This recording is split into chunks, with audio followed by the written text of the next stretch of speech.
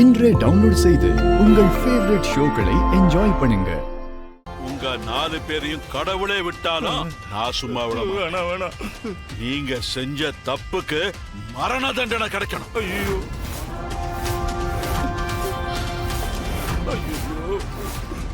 உங்க 4 பேரையும் நான் குணமா பார்க்கணும். அப்பதான் இந்த வீட்டோட குலதெய்வமா இருக்கிற பொம்மியோட ஆத்மா சாந்தி அடையும். இல்ல மாமா, நீங்க ஏதோ தப்பா புரிஞ்சுகிட்டு இருக்கீங்க. தப்பா புரிஞ்சுக்கிட்டு பேசல. அந்த மொத்த வீடியோவையும் என் கண்ணால பார்த்தேன்.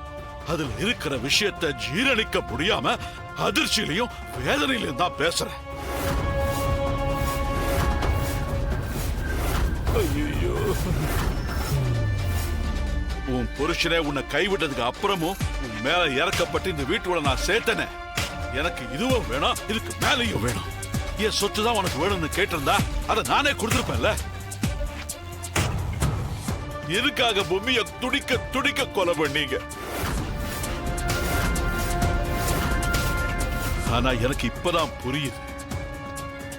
அன்னைக்கு நான் இறந்து போனதா டெத் சர்டிபிகேட் வாங்கினது, பத்திரத்துல என் கைரேகைய வச்சது, இது எல்லாமே உங்க வேலைதான் எனக்கு புரியுது.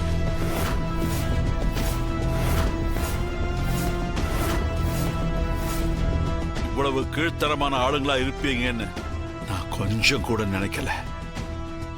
பொம்மி மாதிரி ஒரு நல்லவளை கொலை பண்றதுக்கு எப்படா உங்க எல்லாருக்கும் மனசு வந்தது?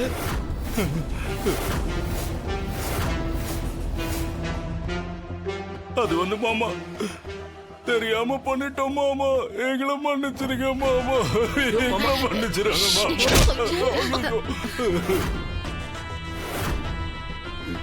மன்னிக்கிறது முடியவே முடியாது. வேணாம் மாமா. உங்க எல்லாருக்கும் கெட்ட நேரம் ஆரம்பிச்சிடுச்சு.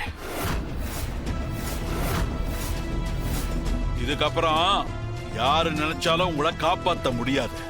உங்களெல்லாம் சும்மா விட மாட்டேன். வேணாம் மாமா.